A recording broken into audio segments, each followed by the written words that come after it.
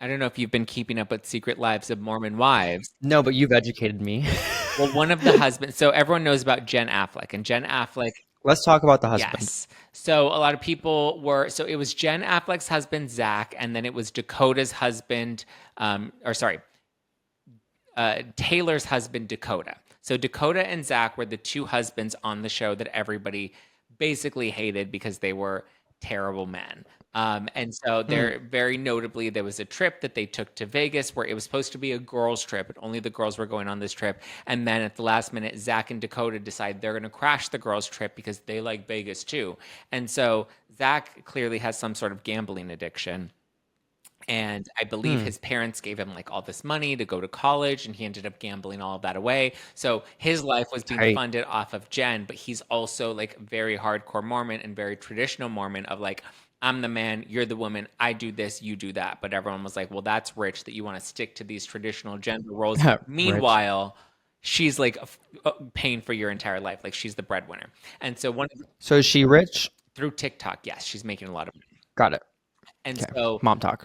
through Mom Talk, yes. And so now he decided, she was like, my life and my job are here in Utah where I do Mom Talk. And he's just like, well, I want to go to school. And now she's going to have to pay for his school because she's the breadwinner. So he ends up taking her out of Utah and going to New York so that they can go and he can go to school and she can take care of him out there, even though she'd never wanted to leave Utah. She wanted to stay in Utah, but he's like, I'm the man, I'm your husband. You listen to me, woman. So audience did not like him Oh at my all. gosh. And So they moved to New York? yes, so we see in the finale that they end up moving to New York. I don't believe they stayed in New York Spoiler. though. I don't think they end up staying there. But so now a lot of What people, kind of schools you guys are going for? Hang on. Like, wait, I have questions now. what is he going to Like, school? nursing, also, if your significant other said, I want to move and go to school, What did he? will you come with me? Or actually, I want you to stay It was behind. medical school. Yeah, he's in medical school. Okay. And so that was his Well, whole thing was it's like, well, if we go to medical school, then I'll be one day eventually I'll be able to support us. And that's why you need to give up your life's, your whole, entire life here in Utah so that I can, become whatever. And then they move to New York and then they don't even stay in New York and he doesn't end up going to medical school in New York. So anyway, long story short, he's one of the most hated husbands in the whole series. God. Um, and so Jen then posted this whole like sweet husband post, which I'll read for you about him. And people are a little turned off by Okay. it because they already don't like him and they already feel like she's kind of being not brainwashed, but The maybe most. like she's like in a bit of Stockholm syndrome because she doesn't know like how to leave him. And he clearly is just not a great guy. So Jen writes, Jen Affleck, because that's the only way you're allowed to refer to her is as Jen Affleck related to Ben Affleck. Because in Correct. her confessionals, everybody had their first name, and she was the only one that had her full name, Jen Affleck, written out the entire time. So they didn't want you to forget her last name was Affleck.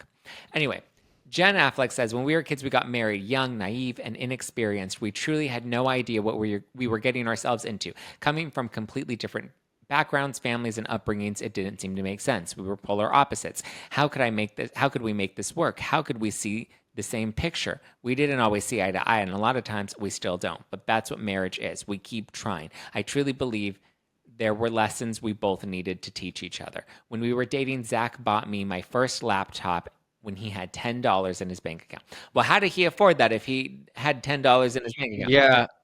Credit card? Maybe. Oh, well, that's rich.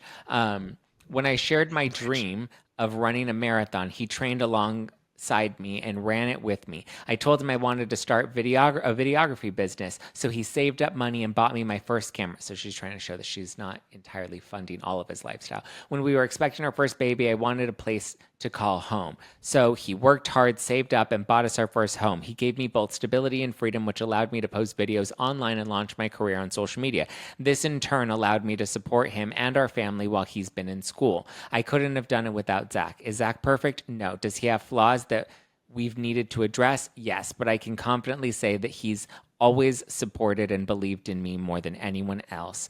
We're still young. We have two precious babies and we still have struggles like so many marriages, but do we love each other? Yes. Are we willing to put in the work to do better? Yes. Have there been moments when we wanted to walk away? Of course, but there's so much more to our marriage and what we offer to each other than people realize. Thank you to everyone who has shown us so much love and support, whether you know us personally or not. No matter what the world will say, I truly believe that God knows what's best for me, my family, and my marriage.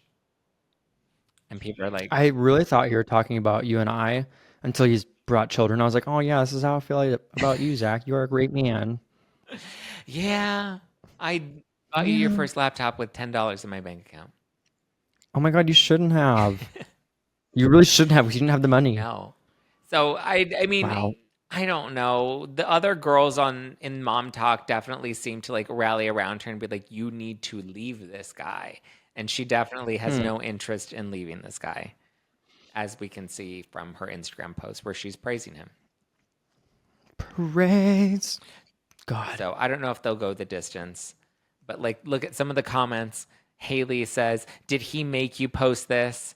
B says, "Where is his public apology for how he treated you?" Um, Thalia says, "Was hoping this was a divorce post."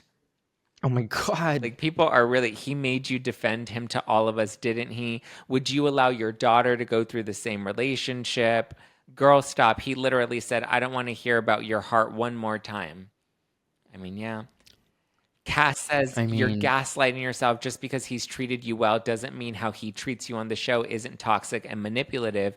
If that's how he treats you with cameras present, I fear for behind the scenes and what your children overhear. That's what's hard is when people bring the kids into it. yeah, that is really difficult. I haven't watched anything, so I really don't know, but like the situation sounds not great. He's a bit of a douche, for sure. Got it. Okay. That's coming from you too. You're like, hmm, Well, I mean, I also call the guys in your life douches sometimes. look at us. Growth. Who would have thought?